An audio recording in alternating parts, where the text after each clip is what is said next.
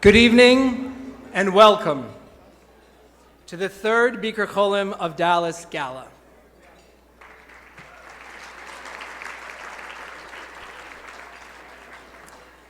This evening, we are honoring Baylor Scott White's Uterus Transplant team and Drs. Giuliano Testo and Dr. Lisa Johannesson and their miraculous work.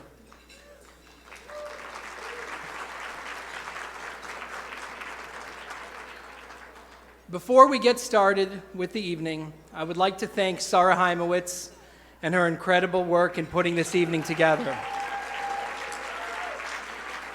She had a few helpers, but with her meticulous work, this whole night would not have been possible without it. Sarah is on the ground overseeing our daily operations, ensuring patients and their families are served by the organization to the best of our abilities. I would like to thank all our board members, volunteers, and donors. Together, we serve local and out-of-town patients with rides, meals, medical equipment, hospitality, and Shabbos care packages. We are here to celebrate the miracle of life this evening. When the world turns gray and challenging, the people of Bikur Cholim of Dallas hold tight to our Jewish tradition, placing the value of life front and center, choosing and celebrating life and all of life's little miracles. And now, to start our evening, I would like to call Rabbi Ariel Darrison, Assistant Rabbi, Rabbi Ohev Shalom, to come forward and recite a parak of Tehillim, a chapter of Psalms, followed by Achenu, led by Eitan Katz.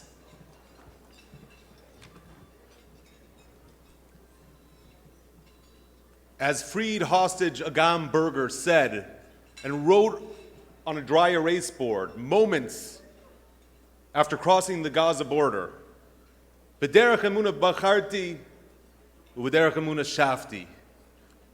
With the path of faith I chose, and through faith I have returned. And it is befitting that we open tonight's events, understanding that all of our salvation, all of our health, comes from the Creator of the universe. And so I will ask you all to rise as we say a chapter of Tehillim, that our brethren, our hostages should be returned, our soldiers shall come home and be safe and shall be healed, and all those who need a healing throughout the world and here in Dallas shall see it speedily in our days. Kapitel Kuf Chaf Aleph, 121. Shir Lamalois. Esayinai elarim miayin yavo Ezri. Ezri meim Adonai oisei shemayim v'aretz. Ayitein lamot raglecha ayanum shoimrecha. Hinei lo yanum v'lo yishon shomer Yisrael. Adonai shemrecha, Adonai tzilcha, yad yeminecha. Yoim ama shemesh lo yakeka, v'yareach b'layla. Adonai yishmarcha mikol ra, yishmar es nafshecha. Adonai yishmar tzizcha v'echa, me'ata v'yad olam.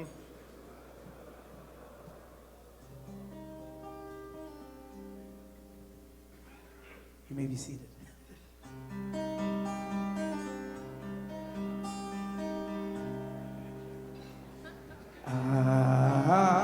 Achenu kol beis Yisrael, Achenu kol beis Yisrael, Hanesunim batzara. Batzara u'bashivya, Haimdim bein baya, u'vein baya basham.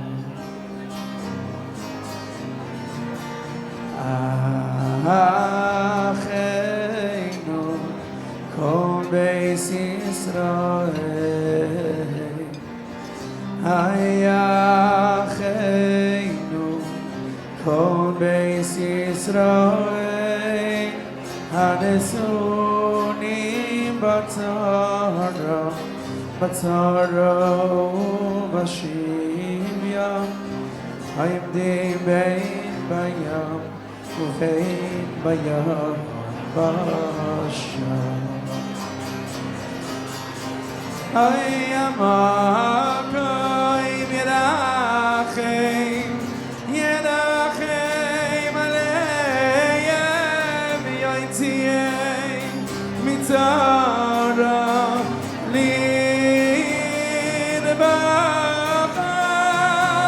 Me'afela Ne'yoido Hayom Yishimud Ligiola Ashtam Gala, oh, Bizman Akari, feel free to join me.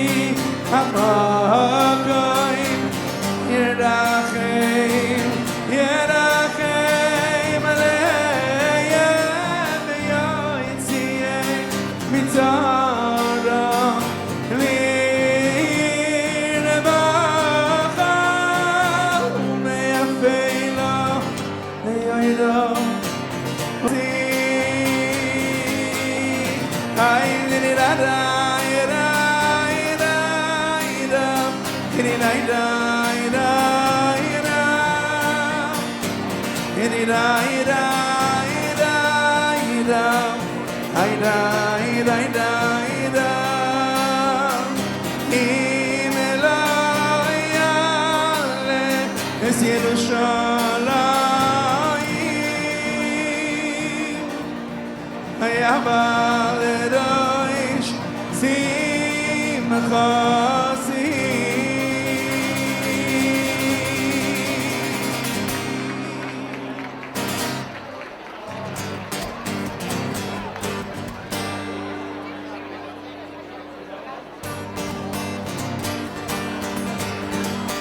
Am Israel, Am Israel, Am Israel Chai.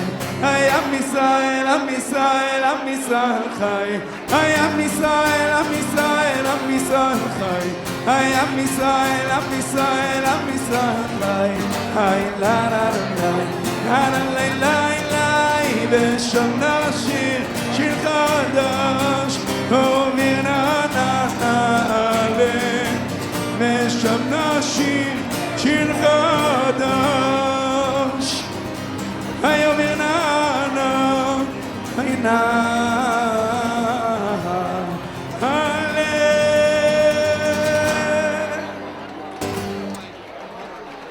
Thank you so much.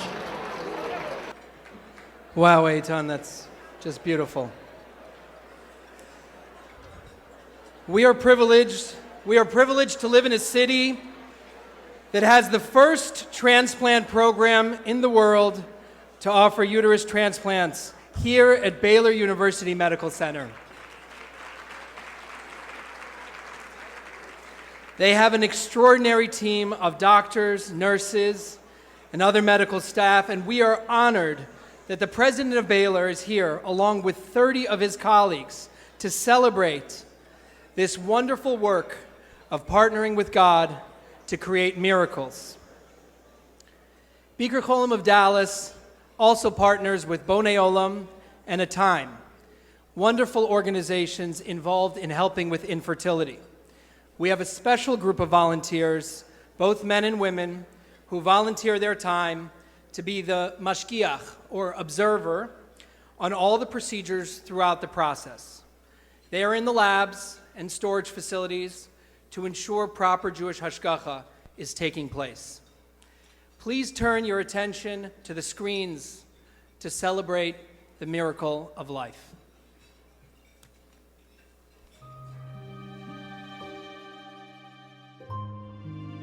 Being diagnosed at a very young age with MRKH and being told that I could never carry a baby on my own was devastating. But looking back now, I realized that being aware of my diagnosis at a young age was a blessing in disguise. It gave me time to strengthen my trust in God, and from a very young age, I believed that miracles could happen. We received a phone call from Baylor informing us that they were now accepting out-of-trial patients. I remember the first Shabbos we needed to be in Dallas. I was lost and didn't know where to begin. I made a phone call, and the next thing I knew, I was hosted by the most wonderful people I've ever met. We were provided with a fully furnished apartment, a car, and warm meals. I remember after I had my beautiful baby girl, I realized that I didn't have any clothing to bring the baby home. Again, I reached out, and I received a beautiful package with everything I could have needed for the baby. Being away from home without family and without your support system can feel really overwhelming and daunting.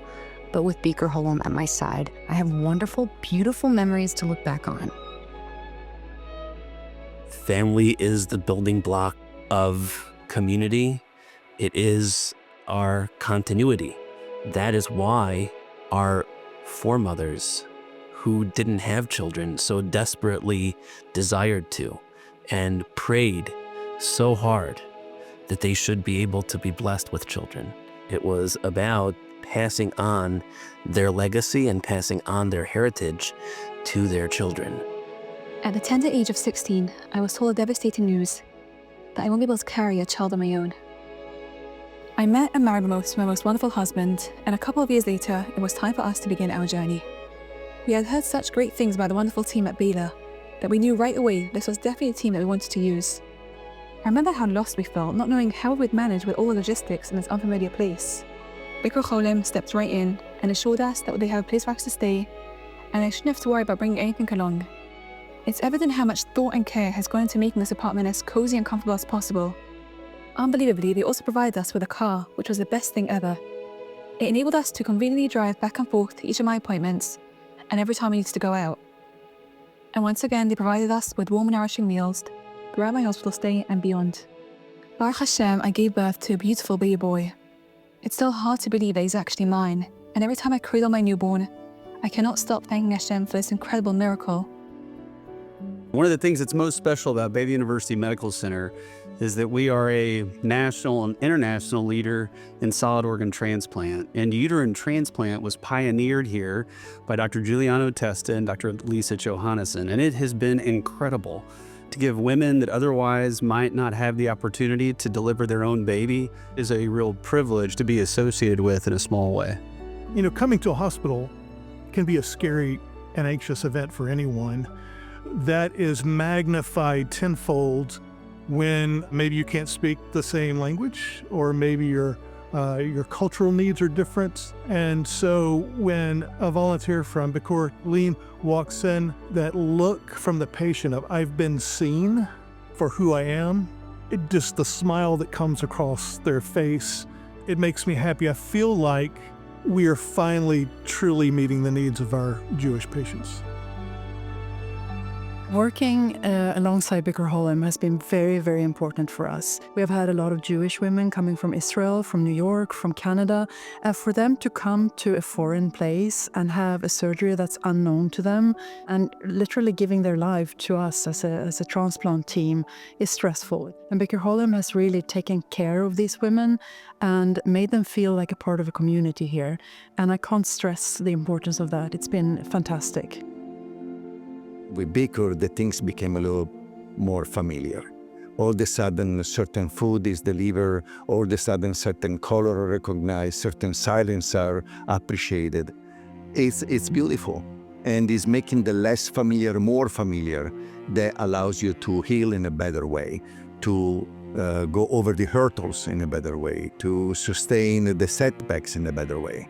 So the value is immense, in my opinion.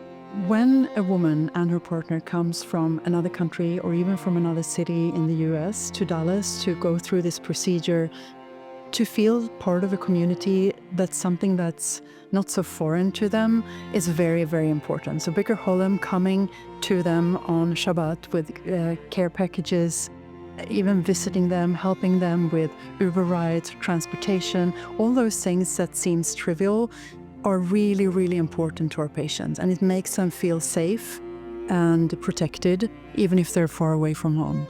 When the patients are in the hospital, they help with Shabbos meals, which is really helpful. Baylor does provide kosher meals, but it's not like what you get when you're at home. It's nice to have those meals delivered and those snacks for them when they want them. It's been a joy to see the community come alongside our patients, to provide rides and meals and just companionship. A lot of the staff that doesn't know our patients as closely might think that these patients are really independently wealthy and that's why they can do this, but really it's the community that makes it possible. And all of a sudden we measure success by lifetime. In the beginning you see this little thing, just born, and the emotions and cries and tears of joy, but then you see really these kids are growing and they're walking, they're going to school. So you're really contributing to family building like nobody probably at that time in 2016 ever thought about. It is essential to give to this campaign so that Bikur Cholim can continue to do what it does and can do what it does even better and on a bigger scale, servicing more individuals, more hospitals in even better and more comprehensive ways. Having an organization that services their needs makes all the difference in the world.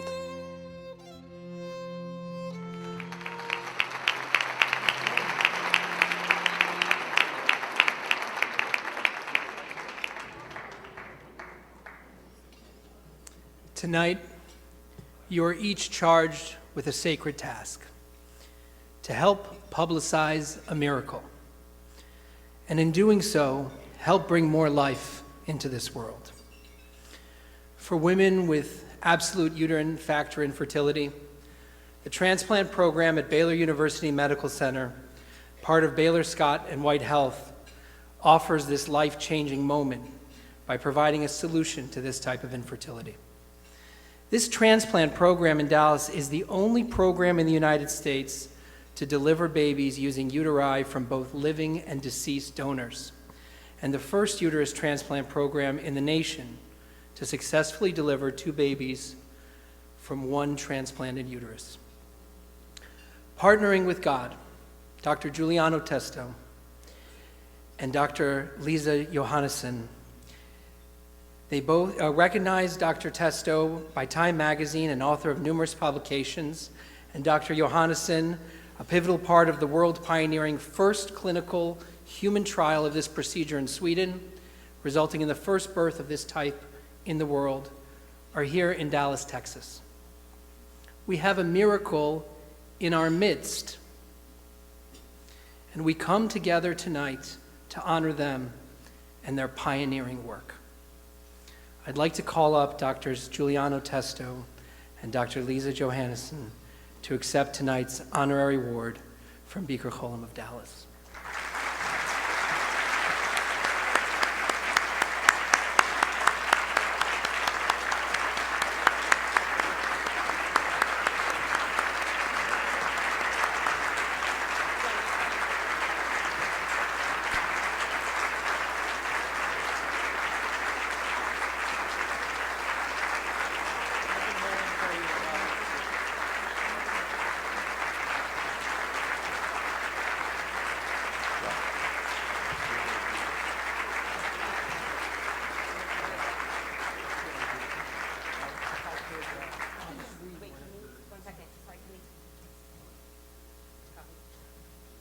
Just to read both awards.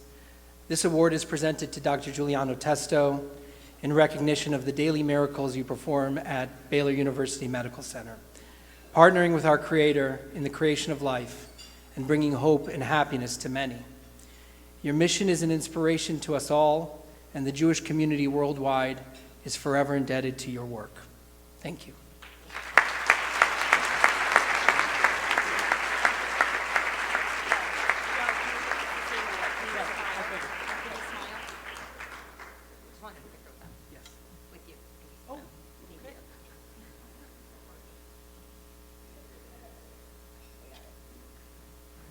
And we have the same message for Dr. Lisa Johannesson.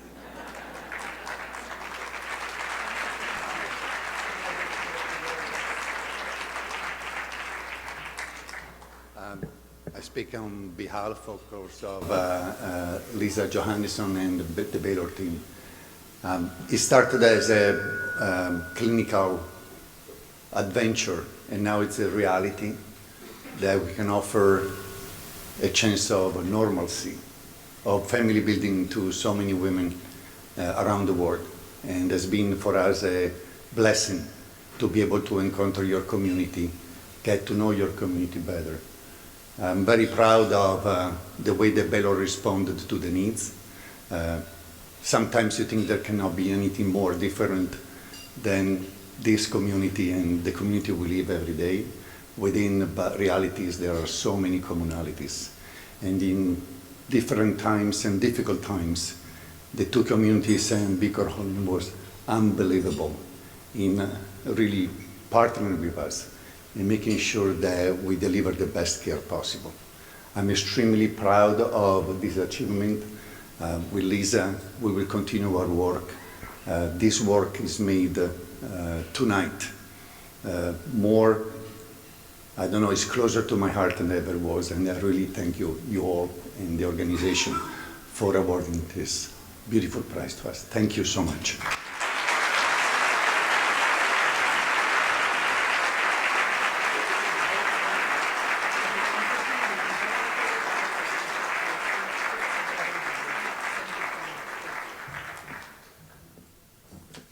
Thank you so much. We are inspired by the many acts of kindness our volunteers do for our local and out-of-town clients. From the extra errands you run, all the rides you give, the smiles and laughter you bring, the flowers, the nourishing meals you cook wrapped in beautiful packages, the conversations you have, the gifts, your hospitality, your time and your patience. We can't thank you enough. How did you know I was Jewish? What a bittersweet question. Now at the moment that a person is ayef v'yageya, weak, faint, exhausted, and it seems that everything is piling on to them, a time of challenge and loneliness. In walks a smiling face, a Bikur Cholim volunteer, some young and some young at heart, to deliver a care package, to sit with a smile, to fulfill the quest of Yosef in searching for his brothers. Es achai ani mevakesh. It is my brethren, it is my brothers that I seek. This is the work of tonight's honored volunteers, Mrs. Risa Solomon and Ms. Miriam Cassius, who find Jewish patients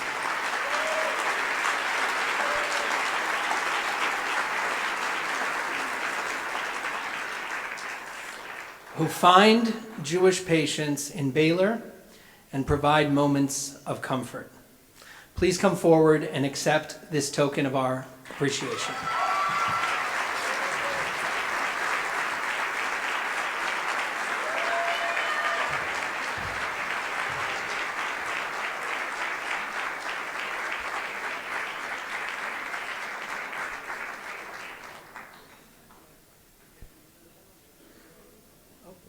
Hi. Sorry, here you go.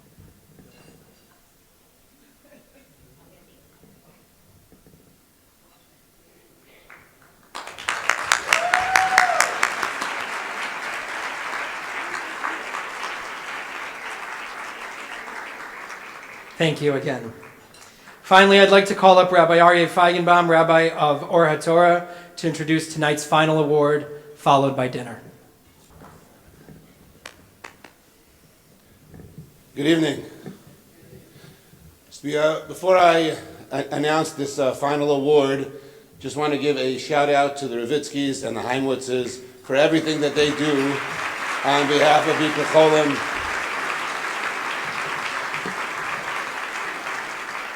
We are a different community because of your leadership and because of your dedication. So tonight's Hakaras Hatov Award, a new award, a surprise award that is being given. As I was texting back and forth with Sarah Heimowitz a few days ago, just getting the final details of it, at the same time, I was texting back and forth with Nini Craven, trying to set up somebody for Shabbos, somebody who plopped into the community, who had a need, someone who was here They had a son who was not doing well, who was ill, having surgery, and they needed a place for Shabbos. And of course, who do you turn to? You turn to the Cravens, because the Cravens, they're open home and they're open heart.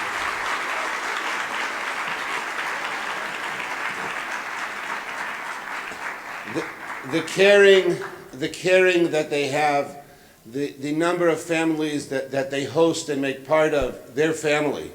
And they do it all together, and they do it out of love, out of goodness. They do it time and time again. They don't stop. We have a bird's eye view. We live across the street. We see how many people are coming in and out and back and forth and constantly and day in and day out, and they do it, and it's really incredible. So on behalf of Bikur Cholim, we want to present to the Cravens with the Akaras HaTov Award.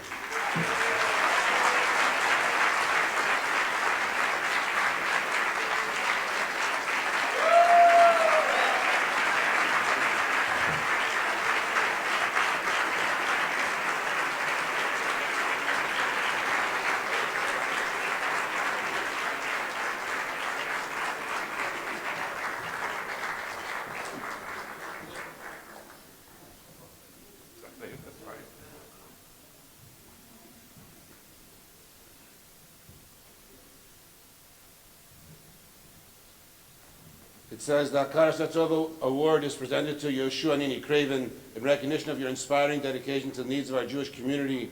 Your home truly embodies the meaning of Nachnas Orchim, a place of comfort, solace, and love to Achenu B'nai Yisrael. Bikur Cholim of Dallas Gala 2025.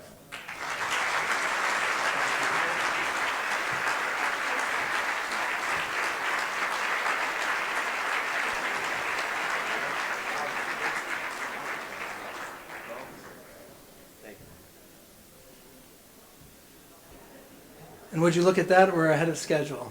Dinner is served. It is a tremendous honor and privilege to introduce Rabbi Y.Y. Jacobson to speak to us. Rabbi Y.Y. transmits his passion for Judaism through his thousands of lectures online and in person. He speaks to people of all Jewish affiliation. He's a champion of Jewish unity and promotes many causes in the Jewish community. One he's known for is being a strong advocate for victims of domestic abuse, many other causes, including Bikur Cholim. And without further ado, Rabbi Y.Y. Jacobson.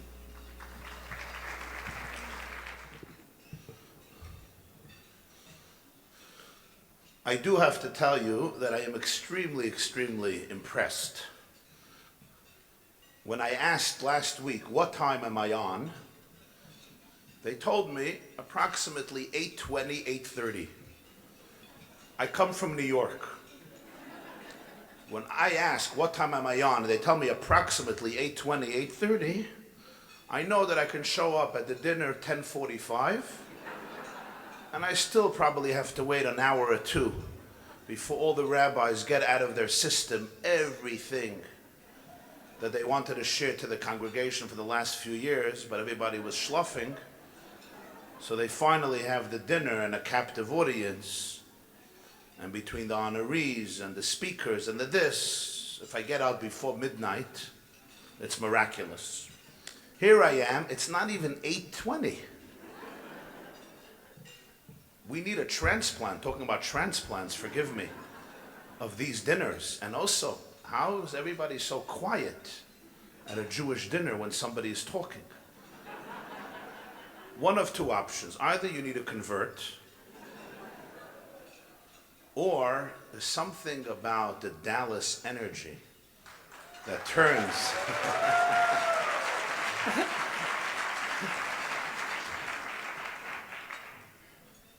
And you're actually going to get home a lot before midnight. Wow, amazing, incredible.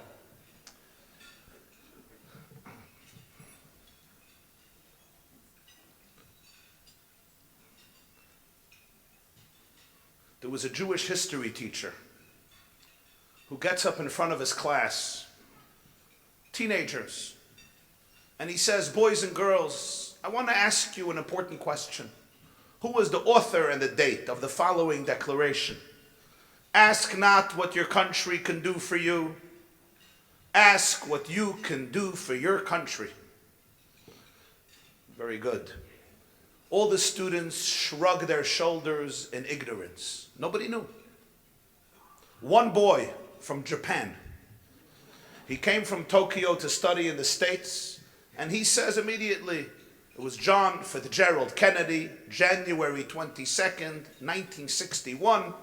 During his inauguration address, it was raining that day in Washington. It was. The teacher was very, very impressed and very disturbed by the American children's ignorance. He begins to chastise them. You're a bunch of lazy good-for-nothings, spoiled brats, narcissistic, sluggish, apathetic, indifferent, ignorant, addicted to yourselves and your needs. Everything by you and your culture is I. iPhone, iPad, iPad. Everything is I. Finally, you have a game called We, and it's spelled with 2 I's. I. You know nothing of our leaders who molded our nation, their dreams, their value system, their belief system. Feh, ashanda, disgrace. And he goes on for 20 minutes to extol the virtues of the Japanese. Here's a boy from Japan. He displays diligence, dedication. He knows what John Kennedy said. He knows when Kennedy said it, January 61. And he goes on and on. Now we have to learn from the Japanese until there's a voice heard from the back of the classroom. You'll forgive me, folks, but we like telling stories the way they happen. And one of the students shouts on top of his lungs. He says, "The hell with the Japanese!" The teacher was dumbfounded. He's been teaching 25 years. Nobody ever spoke like this to him.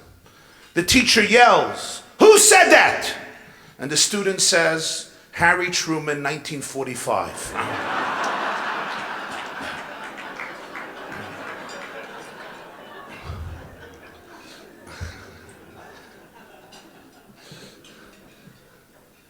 There are people who wake up in the morning and say, "The hell with this one or that one." There are people who wake up in the morning and ask not what the community can do for them, what the Jewish people can do for them, what their country can do for them, what God can do for them, what Israel can do for them. But they ask the great question. They may ask that as well. But they ask, what can I do for the community? What can I do for my people? What can I do for my brothers and sisters? What can I do for my country, for my eternal homeland? What can I do for God and His beloved people? And tonight we salute all those extraordinary individuals who wake up each morning and ask not what everybody can do for them, but what they can do for those who are ill, for those who are suffering, for the downtrodden and the broken, whether physically or emotionally. And for each and every one of you here, contributing, whether your heart, your soul, your body, your resources, your money, your imagination, your time and your energy, for this unique calling of Yiddishkeit, of Judaism, to ask every day, what am I here for? What is my calling? How can I be here for others? There was a bar mitzvah boy who wanted to prepare his bar mitzvah speech. So he comes to his mother and he says, "I want to talk at the bar mitzvah." She says, "Great, what about?" He says, "Our family history, where we come from." Mother says, "Ooh, that's a great topic. My mother was an unbelievable woman. And my father and my grandfather and my grandmother, my Zayda, my unbelievable." No, Mom. All the way back, where do we come from? How did it begin? Ooh, she says, how it began. Genesis 1:1, in the beginning God created heaven and earth. And then after 6 days He created Adam and Eve, and for some stupid reason they decided to have children. And then you have Abraham and Isaac and Rebecca and Sarah, Rachel, Leah, Jacob, Moses. And here we are a few thousand years later. Okay, great. He writes it down. He goes to his father. His father was a proud graduate from Columbia University.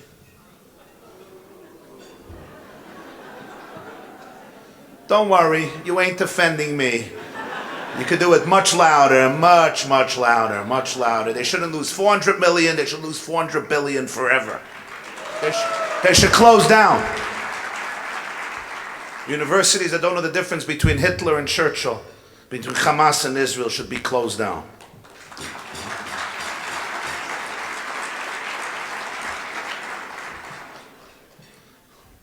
You asked for it, it wasn't my topic, but shy. Anyway, he was a graduate of Columbia University when it still existed. Hopefully one day we'll say, 2025 BCE before Columbia existed. Allah Shalom. But in any case, he turns to his father, he says, Daddy, I want to talk about where we come from. He tells him about the family ancestry. No, all the way back, where we come from. Dad says, where we come from? We have evolved from chimpanzees. Interesting. And what about the chimps? They have evolved from monkeys. What about them? Evolved from apes. How did they begin? Took 26 billion years. Evolved. How did it begin? Explosion, gas, helium, bacteria. Comes back to his mother. He says, Mom, I'm confused about my bar mitzvah speech. She says, why? He says, I want to talk about where we come from. You tell me we came from God, Adam, Eve, Abraham, Sarah. Daddy tells me we come from chimps, apes, monkeys, gas, bacteria. Where do we come from? What should I say at the speech? Mom looks at him and says, son, there's no contradiction whatsoever. Your father was talking about his side of the family. I was talking about my side of the family. The truth is, we each have two sides in every family. I'll allow you to argue with your spouse on the way home. Whose family comes from which theory? Charles Darwin, Moses, as you wish. But on a deeper spiritual level, in each of us, I can operate based on my survival skills and animalistic coping mechanisms based on survival. Or I can operate on another level of consciousness, my divine, infinite consciousness, which is a derivative from the Creator. And each day, and really each moment of the day, a healthy person who is aware of what's happening inside their own system makes that choice. Am I going to respond to my spouse, to my child, especially my teenage child? Am I going to respond to this issue or that issue from a place of survival and coping mechanisms? Or will I respond from an expansive consciousness in which I mirror and reflect the wholesomeness, the perfection, the infinity of the Creator Himself?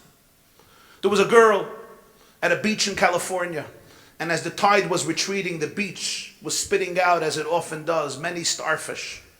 And the girl felt bad for these starfish stranded on the beach, and she picked up starfish by starfish, cast them back into the water.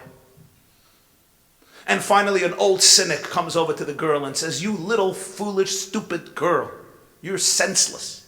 This beach stretches for 60 miles. There are millions and millions of starfish stranded here. Even if you stand all day throwing the starfish back into the water, you are not making a difference. It's futile. You're accomplishing nothing. You are not making a difference.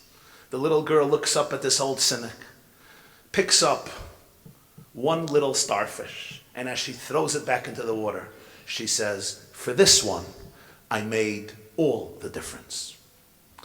In life, I cannot save all the starfish, nor can I save all of humanity.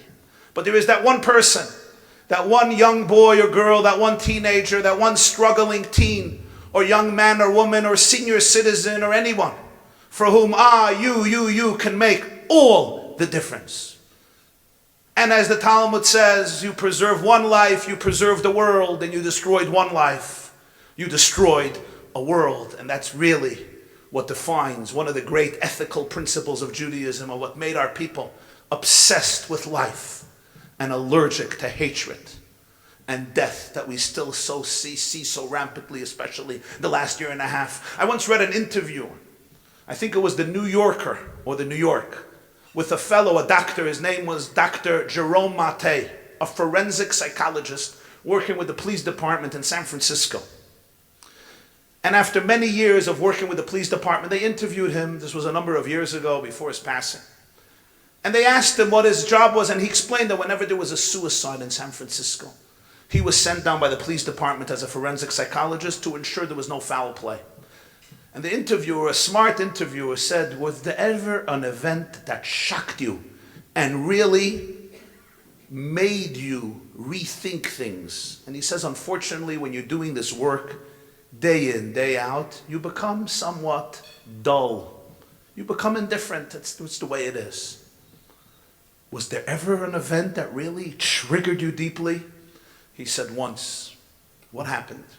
He gets a call from the police department. A man jumped to his death from the Golden Gate Bridge. Unfortunately, the Golden Gate Bridge is the destination which many choose to end their lives. He's in his 30s. He lived in a particular apartment. Can you please go check out the apartment and just make sure it was indeed a suicide and nothing else? He says, I go ahead, as I always do. I walk into the apartment. Middle class, the man lived alone, he was in his 30s. It was a fine apartment. As I walk into the dining room, I see on the desk, there's a little note, which was not unexpected because many people who end their lives leave a note. But then I read the note. And Dr. Jerome Mate says, I read the note, and the note reads as follows. I am now walking from my home to the Golden Gate Bridge where I'm going to jump to my death. The walk takes usually around 30 minutes. I am going to walk there, and if anyone on the way tells me hi and smiles to me, I will return home. And Dr. Mate says, I'm reading this note and I realized that he walked for 30 minutes, and it's a very, very busy walk. You meet lots of people, but not one person smiled or said hi. And then I asked myself, and if I would have been one of those people that he walked by during that half an hour, would have I behaved any differently? Or I also would have been addicted to my phone, checking my texts, answering my emails, bumping into a pole, and watching the last clip, either of Rabbi YY or President Trump or whoever's clips you watch, and I wouldn't have time or patience or serenity to even see that somebody is walking and just pause and say, hi, with a smile. And then I realized at that moment, these are choices that people must make and can make every single day. With which consciousness am I going to live? How much presence, how much love, how much serenity, tranquility, authenticity, truth, affection, and connectivity will I bring to the fore? Do I wake up and I say, the hell with this one or that one? Or do I say, ask not what everybody can do for me, but ask what I can do for others? There's a fellow, he was a general in the Israeli army. His name is Moshe Tzur.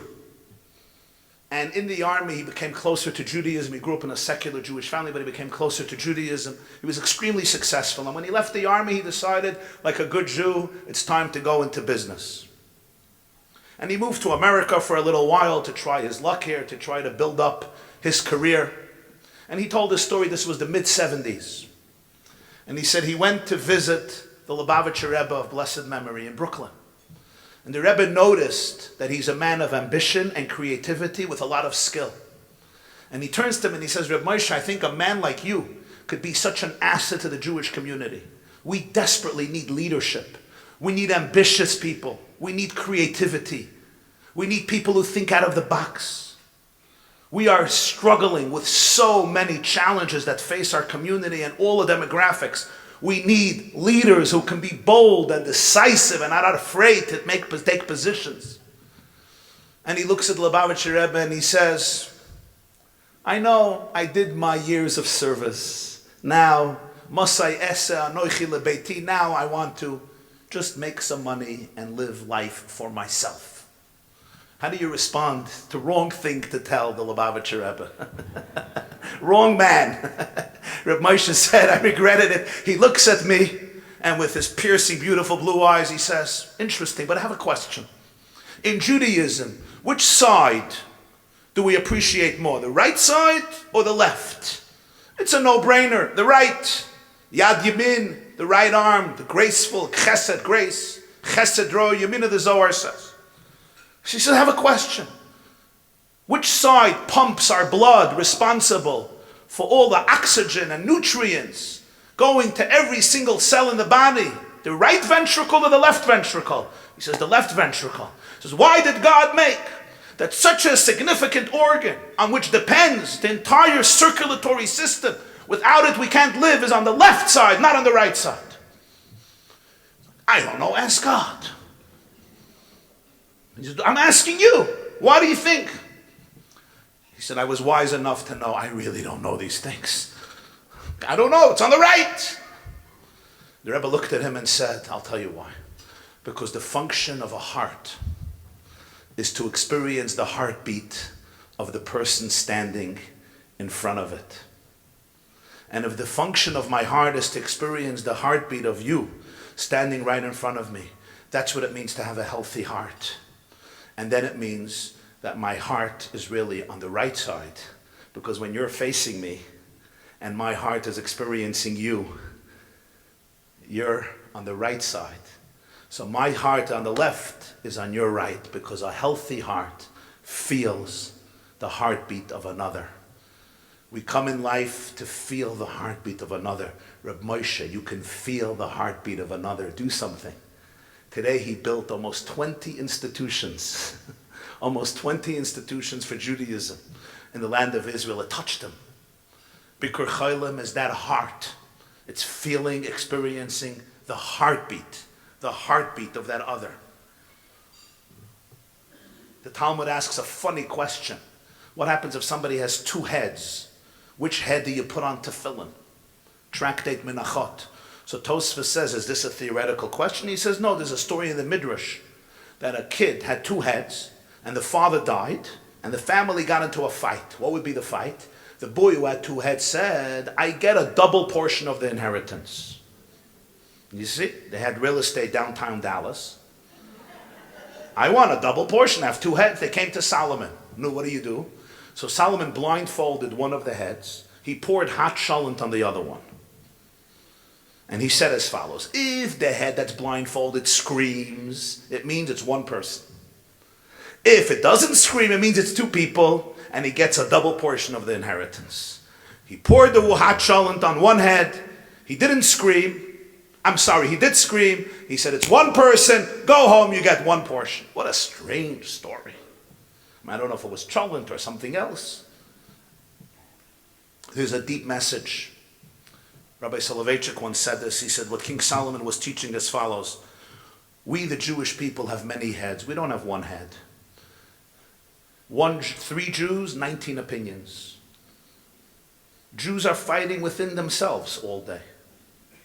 You have a few Jews, we have so many heads, different perspective, multiple mindsets. That is not a problem. It's not a problem that we have different heads. The problem is when you pour hot water on one head, if the other head screams, we know it's one organism.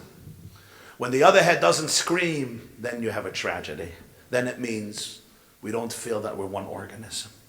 October 7th, 2023, once again proved to the Jewish people that we are a singular organism. Atrocities that happened to children and brothers and sisters in the south of Israel cut through our hearts so viscerally, as though it happened to your brother, to your nephew, to your niece, to your best friend's child. Why? Most of us don't even know the names. The answer is we may have many heads, but it's one single organism, and it's hard for Jews to acknowledge this. It's hard. I once heard myself from the Rebbe, he said, he had a very good sense of humor. He said, you know, when you greet a Jew, you say, Shalom Aleichem. What's the response? Aleichem Shalom. Why don't we respond reciprocally? I say Shalom Aleichem, you should say Shalom Aleichem. Imagine in English, I say good evening, and you say evening good. How are you? You are how? What's up? Up what? It's a meshiga.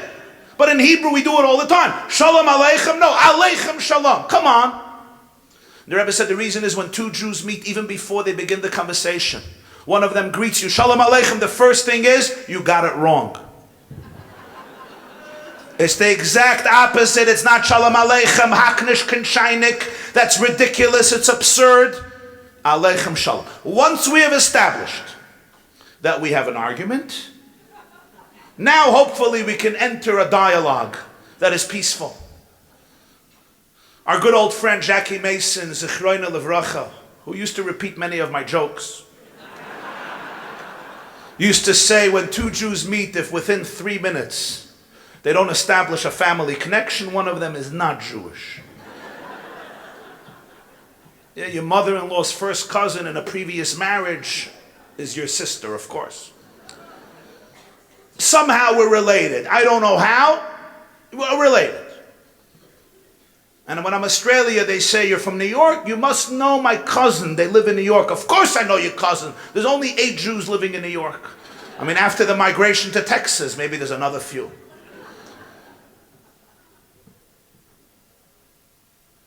But I say 2 Jews meet, if within a few minutes they're not arguing about something, one of them is not Jewish. It's not a problem that we have many heads. The problem is when we stop feeling the hot water that's poured on another person. Sadly, one of the greatest destructive moments in our modern history is when Jews began underestimating our enemy and seeing the enemy in their own brothers and sisters rather than the enemy at their next door neighbor. You always have to remember who's Amalek and who's not Amalek. You may disagree with another Jew, but remember who's going to take your child and burn him alive in an oven. Remember that difference. And when Jews start forgetting that, they don't know what is good, what is evil, what is a friend, what is an enemy. Who would be happy to slaughter 6.6 million Jews and have them dead with another Holocaust, as Hamas promised? And you start projecting your problems on other Jews, other brothers or sisters who may have ideological disagreements with you, then we are all in hot water. Solomon says, I don't care if you have many heads. But when one is experiencing hot water, at least cry, yell, scream. Don't be silent. You know, my dearest, deepest friends, I always marvel. Every year, this week, the holiday of Purim, I always marvel at people who manage to reinvent themselves in such transformative ways. How many people do you know in your life who don't follow the trajectory that you imagined? You met them maybe when they were 15, 20, 30, 40, and you saw their trajectory. They woke up in the morning, they went to sleep at night, they had a way of looking at the world and a way of operating within the structure of the world. And then at some point they completely reinvent themselves. Almost like a bird that didn't have wings and one day it acquires wings and suddenly you look at an eagle and it's soaring. And you marvel at such people. When's the courage? We marvel at it because deep down, every one of us wants to really reinvent ourselves. Deep down, our soul is sick and tired of being sick and tired. Think about that. Deep down, we know that most people live lives of quiet desperation. I think Thoreau said that. And deep down, we yearn to soar. But when you meet a person who actually did that work and metamorphosizes themselves, it touches us in a very deep place. In the Bible, in the Hebrew Bible, we don't have so many people like that. If you look at the book of Esther, that we're all going to read Thursday night and Friday morning in this beautiful holiday of Purim 2025, every character in the book of Esther lives up to expectations. Vashti is a defiant woman who hates her drunk husband. He hates her. He fights with her. She fights with him. He kills her. Expected. Achashverosh, throughout the whole story, remains an addict, an alcoholic. He did not go to 12 Steps program. A spineless, insecure man who suffered both from an imposter syndrome and inferiority complex. As the Talmud puts it brilliantly, first he killed his wife because of his friend, and then he killed his friend because of his wife. He killed Vashti because of Haman. He killed Haman because of Esther. That's Achashverosh. Expected. Mordechai, expected. He is the consummate tzaddik throughout the book. He's a good man, a holy man, a leader, a sage, a man of God. Ish Yehudi, a Jew with pride, with dignity, who will not bow down to a Hitler, to a Hamasnik, to an Iranian anti-Semite, to a Hezbollah tyrant and dictator. Lo yichra v'lo yishtachava. The one person who goes through an unexpected transformation is that young, beautiful girl called Esther. As the story begins, we see her as somebody who seems very passive, quiet, timid, and really a victim of terrible trauma. The book of Esther says she's born, her father died when her mother was pregnant with her. Her mother died after birth, so she has no father and mother. Mordechai, her cousin, raises her. He mentors her. He tries to build her up. And then, abrach, she's abducted. She's abducted by the most powerful person of the world, the monarch of the Persian Empire, Ahasuerus, who's looking for a beautiful wife. And from all the people, he had to choose this valedictorian from Beis Yaakov, this valedictorian from the amazing Jewish girls' school in Dallas, or in Toronto, or in Pittsburgh, Chicago, New York, Lakewood, whatever you want. Esther was, creme de la creme. All the matchmakers were busy. Who's going to get her? And then ends up in the chamber in the royal palace of a Persian drunk. The Iranians were anti-Semites then, they're still anti-Semites now, who surrenders to the decree of exterminating the entire Jewish people in one day. And the Megillah goes out of its way saying, Esther is not saying a word. First of all, she doesn't tell him where she came from because Mordechai said, don't say. All the women, every woman there has so many demands. Remember, Ahasuerus has a whole team of women, a whole Sharon with women. And there's a guy, Haggai, who's in charge. I wonder what type of guy he was. And every woman is Miss America. Every woman is a prima donna there. 6 months this, 6 months that, Esther, loy biksha davar, she asks for nothing. And the Torah says, she was loyal to Mordechai. Whatever Mordechai told her, that's what she did.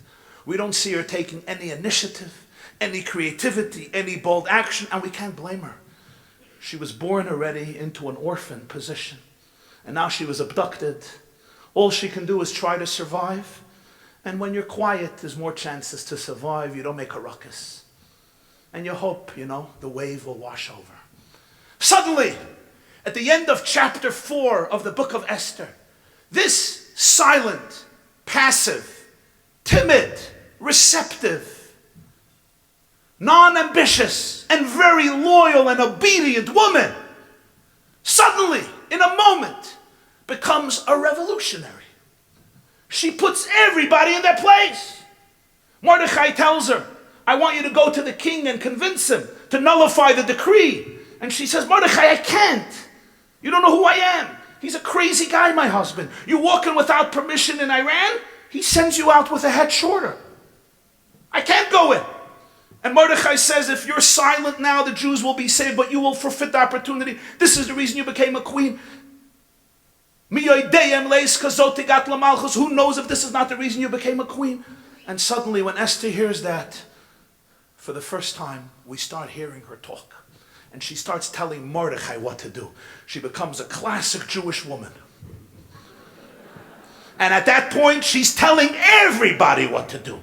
Mordechai, the leader, her mentor, essentially her stepfather. She tells him what to do. She tells the king what to do. She tells Haman what to do. And she has everybody wrapped around her finger. First of all, she tells Mordechai, go gather all the Jews. I want you to fast for 3 days and 3 nights. I will go into the king after fasting as well. If I die, I die. She goes into the king. He stretches out his scepter. She invites him for a major, major drinking party with Haman. Haman comes, the king comes. At the party, the king says, what do you want? I want another party. She's building up a case. Nobody knows what she's up to.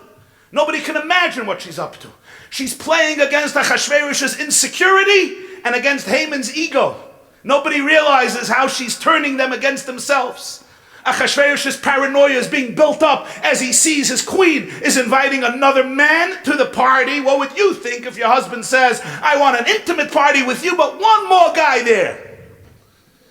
And Haman's ego refuses to see what this woman is weaving, this web that she's weaving. And at the second party, her husband is drunk, and he says, what's up? Of course, after not sleeping a whole night, I also wouldn't sleep. He wants to know what's his wife up to, checking her texts, whatever it is. What do you want? And she says, somebody came to exterminate my people. First time he heard this, he says, who? And she says, Haman.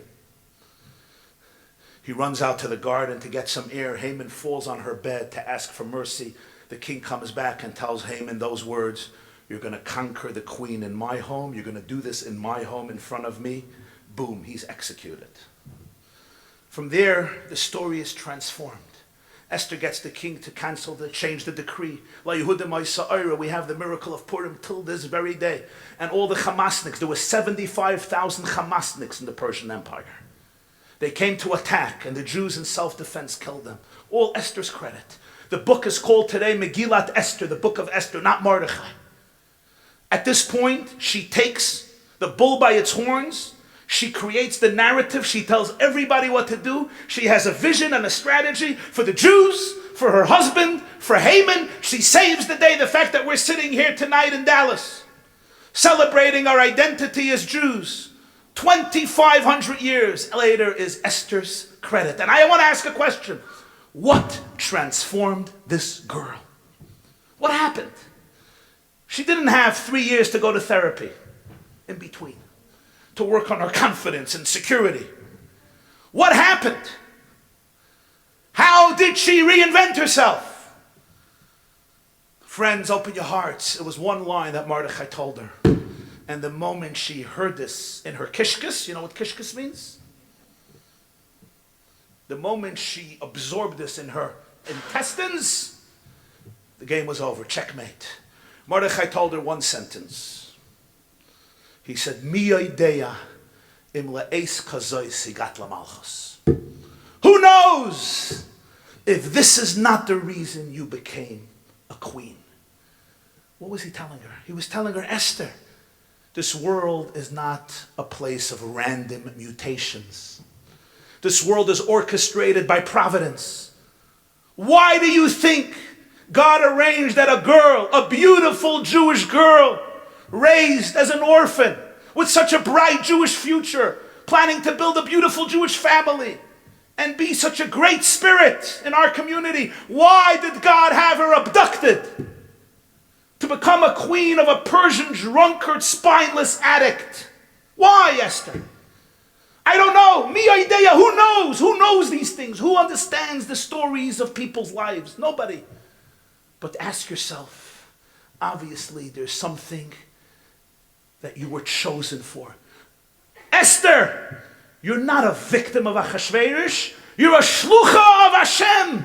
You're an ambassador of God. You were chosen. You weren't kidnapped. You were chosen. I don't know I don't know how it's going to turn out. But Esther, la'es kazoi sigat lamalchus, is this not the reason you became a queen? These words, we can assume, cut through Esther's heart like a knife. And they ignited her soul. And they made all the difference, because in life, my dearest brothers and sisters, the moment you open your eyes and you can viscerally experience in your nervous system that you weren't sold, you were sent. You're not a victim of your circumstances.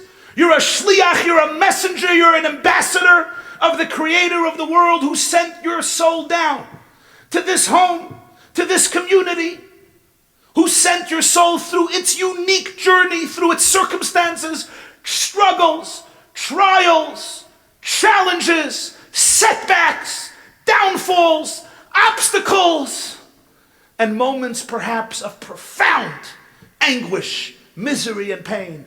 Heaven knows what every person goes through in their own personal lives, individually, collectively, psychologically, emotionally, physically, spiritually.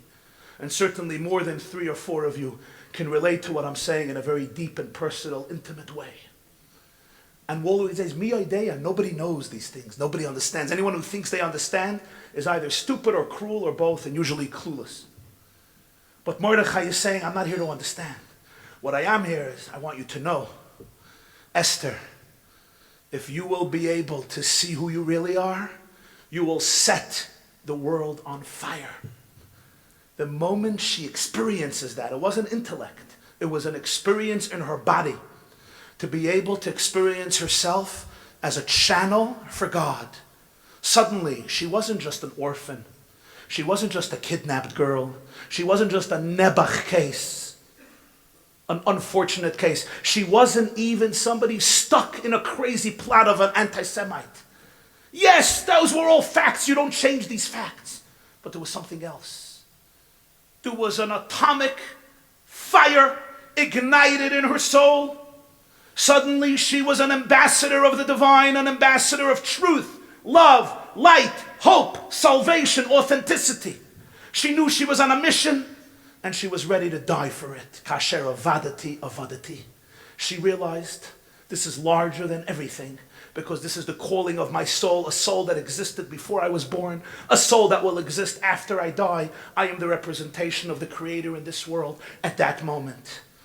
And that moment, there's a different level of creativity. There was an author who once wrote in a book, what is creativity? It's eavesdropping on God. When Esther can begin eavesdropping on her own divine energy, everything is transformed. She not only saves the day, she saves the Jewish people, and we're here till today. That was Esther's power. I think of this because a little while ago, I heard Sapir Cohen speak. Sapir Cohen was one of the hostages taken into the tunnels of Gaza. Crazy stuff what these people went through. So many didn't make it. May God avenge their blood, the Bibas family, and so many others of our holiest sisters and brothers who didn't make it. Some are still there. We pray for them, we connect to them, we think about them, because energetically we're always connected, and as we love them here, we know that we give them a little dosage of energy, even if it's invisible. But some of them made it out. And you hear their stories, I think it's like biblical stories. Sapir Cohen is sharing her story. She's like, I'm there in Gaza, and I woke up and I decided I am not a prisoner. In her words, Ani shlucha shel Hashem. I am a shliach, I'm a messenger of God. Where? In Gaza. And I'm thinking to myself, Sapir, are you normal? But I have a right. I'm an American Jew sitting on my couch, sipping my iced coffee, and I could just listen in awe. And she decided her job is to encourage and give hope to all the people she was with, and she does that. And one day, she says, the Hamas captor draws a picture of a candle, a yahrzeit candle, with her name, Sapir Cohen, and she thinks she's about to be shot, and that's why he's drawing a candle in her memory. And she looks at him and says, I thought we were friends. He says, we are. She made friends with him, so to speak. He tried to convert her to Islam. Brilliant girl, how she did it. It's a separate story. She said, I thought we're friends. He says, we are friends. She says, so why did you draw a candle with my name? He says, I have to explain this to you. I hate you. I need to hate you. I'm Hamas. You're a Jew. I hate you. I need to hate you. But I have no choice but to admit that when you're here, there is so much light that is here. And that's why I drew your name with a candle. You bring in so much light. And then last week, Omer Shem Tov comes out of captivity.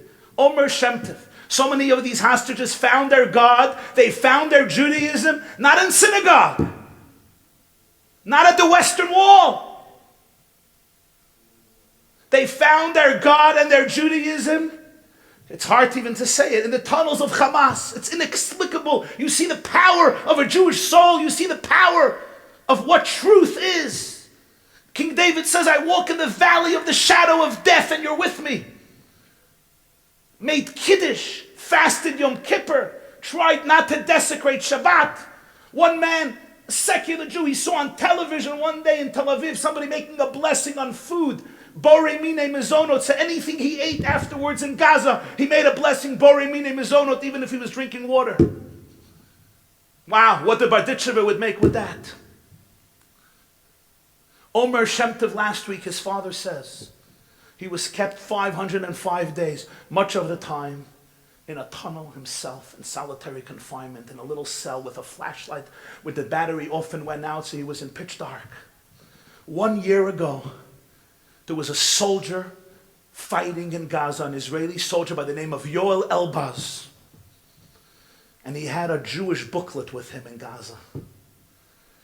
And he left it behind as he went back to Israel. And the Hamas captor sees this Hebrew booklet, and who does he give it to? Omer Shem Tov in a tunnel. So he has a Jewish booklet, 200 pages, with him for a year, that he's reading daily or as often as he can, again and again and again. And I look at it, it's a picture of a booklet called Dvar Malchut. What is it? It's a Chabad weekly publication in Israel that has the portion of the week, and the Talmud of the week, Daf Yomi, and Maimonides, and Tanya, and Jewish law, and Jewish stories, and Jewish discourses, and Kabbalistic and Hasidic insights. And it's the portion of Va'era. That's what he got, Omer Shem Tov. And you open up the portion of Va'era, what was he reading every day? How does the portion begin? Exodus 6. God tells Moses, tell the Jewish people, I heard their groaning, and I promise you, I will take you out of bondage and bring you to the land where you deserve, the land of Israel. This is what he got to read. The Hamasna gave this to him to read every day. And his father said his optimism was so high. And this week they're looking for Yoel Elbaz to thank him. To thank him for forgetting this booklet in Gaza. And then I open up and I see what is the discourse that he was reading. And it's actually a discourse, another discourse by the Rebbe that they published last year, where he quotes the verse of Psalms 139. If I go up to the heavens, you're there. And if I go to the hell of the abyss, you're there. Wow. Esther was the living example of this, as these hostages are today. As she was in the abyss of darkness, she was no victim. At that point, she understood with every fiber of her being that she is larger than life because she's a conduit for God. And the moment you get that, you don't repress pain, you're not naive, you're not stupid, you're not dumb, you still have to process whatever you have to process. But she set the world on fire. Friends, tonight is a night not only of saluting the past, but a dedication to the future. The world is on fire. The Jewish world is on fire. Sometimes the fires can seem very destructive. The world is burning. But fire has two sides to it. There's a fire that destroys, and there's a fire that warms and heats. When a fire is burning in Israel, when a fire is burning around Israel, when a fire is burning in America and in the world, and if you've been noticing what happened in the last few weeks, today, if you missed the news a day, it's like 100 years ago missing the news of 500 years. More things happen in a week than happened in 1,000 years. But things are happening on a fast pace. And one day your grandchildren will turn to you and say, Grandma, Grandpa, Daddy, Mommy, what were you doing during those days before Purim 2025? And I know I will not want to say, I was sitting on the couch and watching CNN. At such a point, this is not only about Esther or Sapir Cohen or Omer Shem Tov or Agam Berger. They are our heroes and heroines. But as Esther teaches us, it's about every single individual. I never know why I was placed right here, right now, with this life story. But I do know that there is a mission for you and I to achieve and accomplish, to set the world on fire, bring light to the world, be a voice of truth, of conviction, of unwavering trust and faith and Yiddishkeit, of Torah and of mitzvahs, and of love and of authenticity. Not to sell our souls to the devil, not to sell our God to the devil, not to sell our eternal homeland to appeasement, which, as Churchill said, appeasement is feeding the crocodile in the hope that you will be eaten last. And we have done that year and year again. But to create a generation of Jews who are proud of who they are, because as we see the truth, the world is embarrassed by Jews who are embarrassed by Judaism. The world respects Jews who respect Judaism. Thank you very much.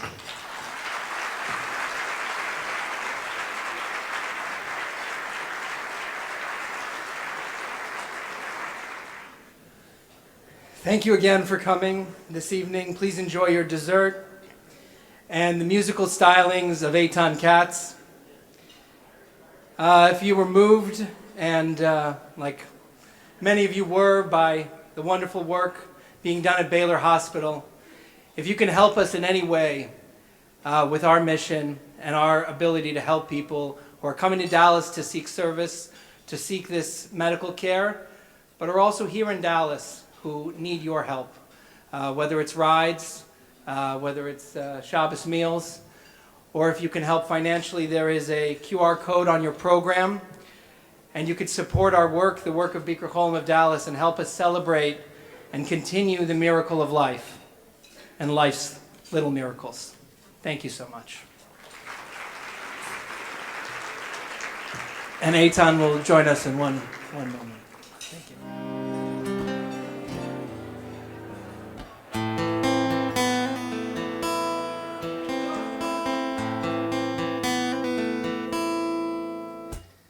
The mountains will crumble and the hillsides will fade away, but my love for you will not end. The mountains will crumble and the hillsides will fade away, but my love for you will not end. Ve'ava so'ilam a'atich akein shachti chasim. Ve'ava so'ilam a'atich akein shachti chasim. Hardy yamushu ve'agevois temutena v'chazdi meitei lo yonush. Hardy yamushu ve'agevois temutena v'chazdi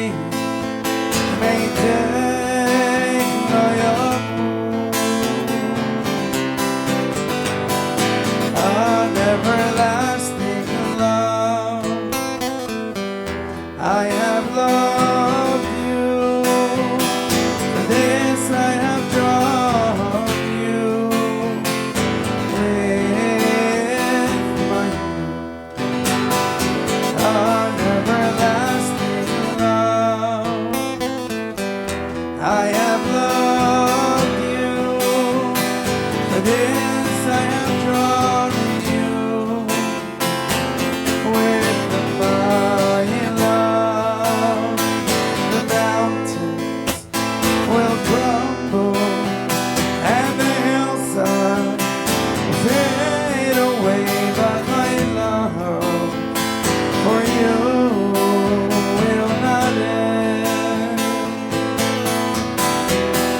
The mountains will crumble and the hillsides will fade away, but my love for you will not end.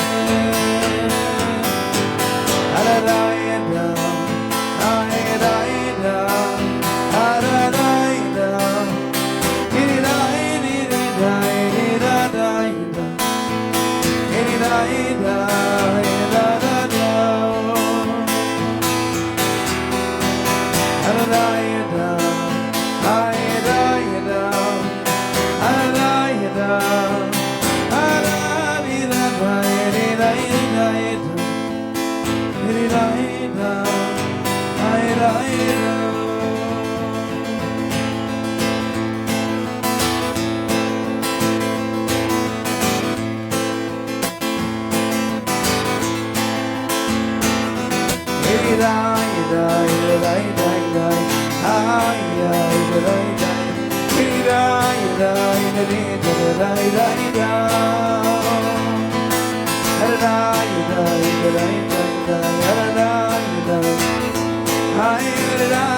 I